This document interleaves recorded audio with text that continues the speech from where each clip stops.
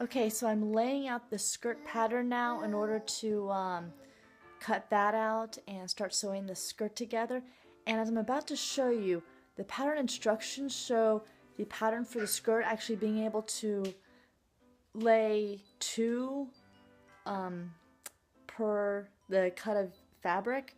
And I found that when I laid out the skirt pattern, it goes across the middle line of the fabric, so I can't actually do two per cut.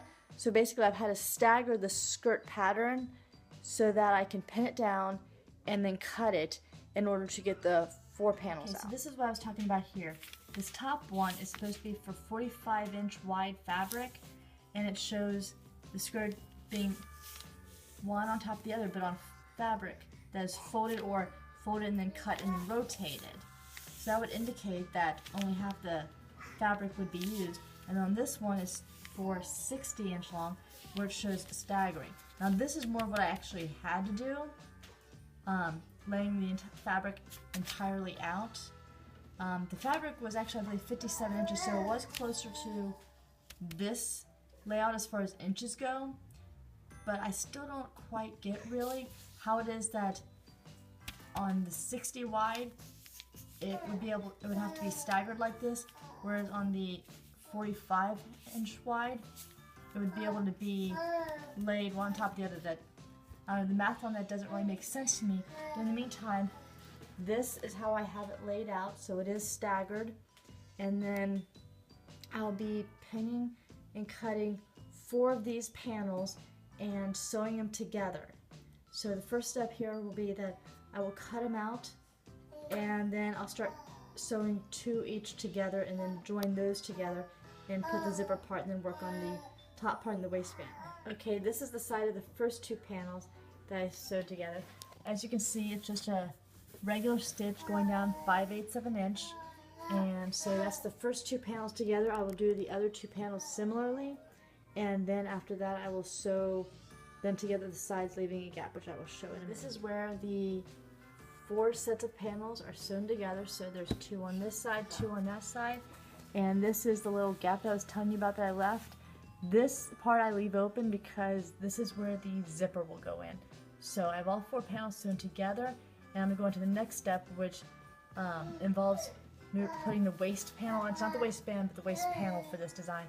That'll go on next to work with the zipper spot. Okay, so the next step is to do stay stitching around the top part of the skirt, so that way it doesn't stretch too much when I'm attaching the yoke to it, which is the top part that will sit more on the waist of the skirt. Okay, this is the piece for that very top part.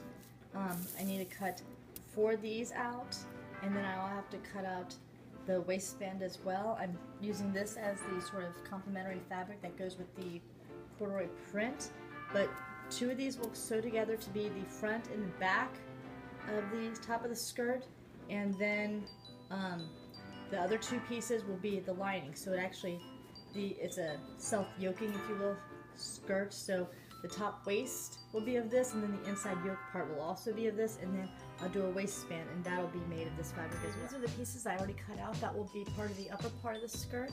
I have to cut out 1 more using this pattern, and that is what this fabric is for that I purchased at Joann's.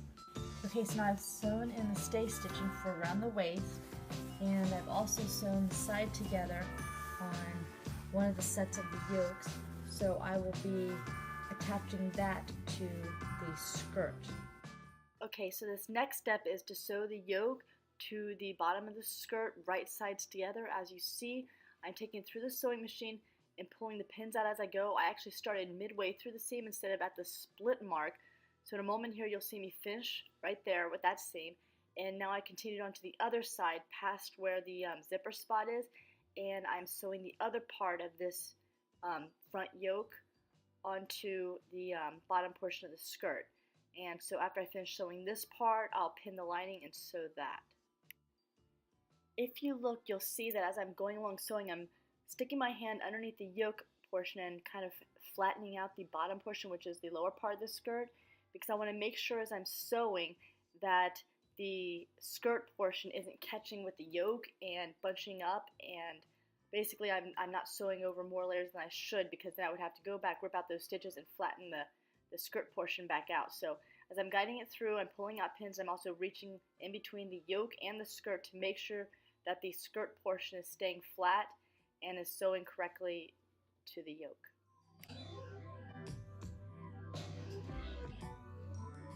Okay, now I'm going to be stitching the yoke lining together at the right side. It'll be stitched together, and then I'll pin this to the yoke on the skirt, and then after that comes the waistband. Now I'm sewing the lining for the yoke, and once I get it sewn, I will pin it to the yoke and the skirt and sew it together. I leave one side open for the zipper portion on the yoke. Here I am sewing the right side facing the wrong side of the skirt. So this is the yoke lining being sewn to the skirt, right side of the yoke facing the wrong side of the skirt, and I've matched the notches at the top. So the lining is being sewn through the skirt layer and through the yoke layer. So when I'm done sewing this around, I will pull up the yoke lining and the yoke itself, and I will baste them, as I will show you in the next piece here.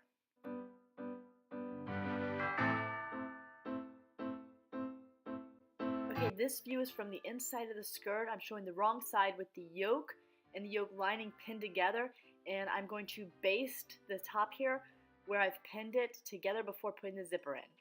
Okay, now to baste these sections together and take out the pins. I usually shorten my basting length a little bit if I'm not trying to gather. So I take and set the machine for the average basting stitch, and then take it down by a little bit, by a few points, before I baste it.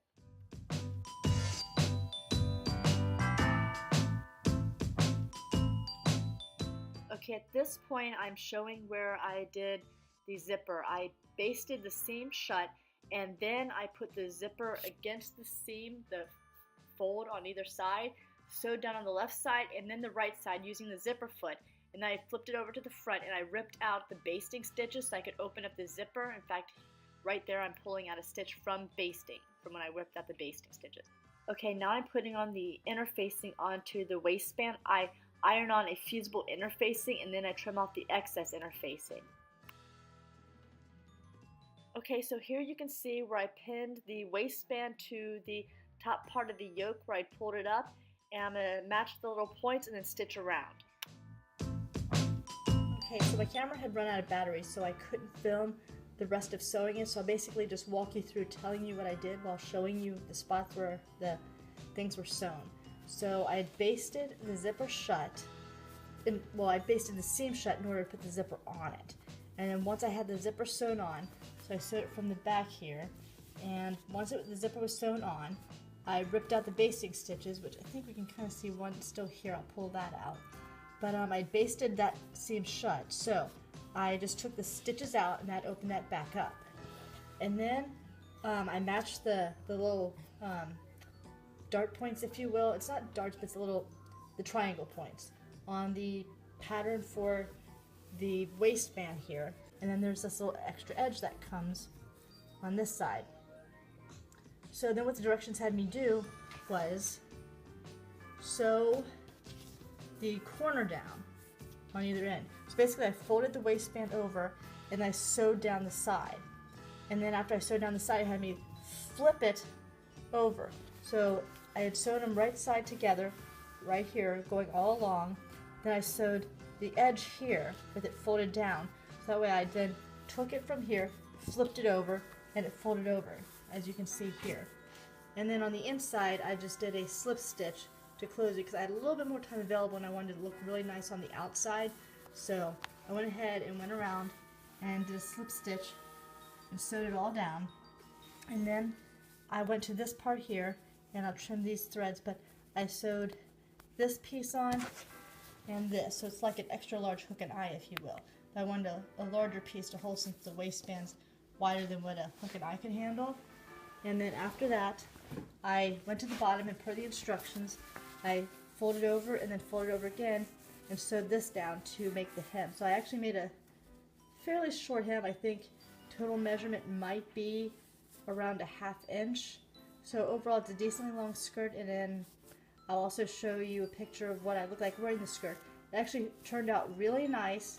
I did it based off the size 14 pattern, which, as I've explained in a previous video, the measurements are a little bit different, if you will, with patterns. So what would be a size 14 in the department stores would probably be more like a size 4 or a little bit less.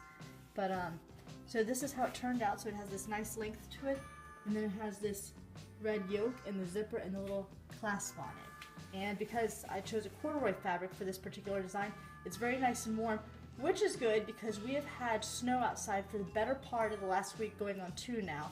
So just wearing a pair of tights underneath or a pair of very thin black pants, it keeps me nice and warm. Okay, this is the final product, the skirt on me. As you can see, it does really nice for the waist here, and I put the red fabric at the top because it's a nice bit of contrast, but goes with the red in the lower skirt part. I will also put up either a video or a picture of me holding my daughter wearing her dress, which I made first. I made this actually to match her dress, but it has very nice flow to it. Get that back in. Got a very nice flowy skirt. This is probably about a medium to a heavier weight fabric. I think I'll also make this skirt in a lighter weight fabric because the way it hangs, that would be really nice too. Okay, this is my daughter, and as you can see, she's wearing the dress that I made for her. My outfit was made to match her outfit. So you can see it's a sort of a cute empire waistline type top, and then it has the trim on it similar to what my skirt has. Mine just has in opposite proportions where there's less of the red and more of the print. But yeah, this is the dress I made for her, and my skirt to match what her dress has. Thank you for watching my video. If you liked it, please click the like button below. If you'd like to see more of my videos, please click subscribe, and there's a little bell on there that if you want to be notified the next time I upload a video, just click on that and it'll send you a notice. The pattern that I used for this video is this one here by Butterick. So if you want to make the skirt, that's the one to use, and I will see you in the next video.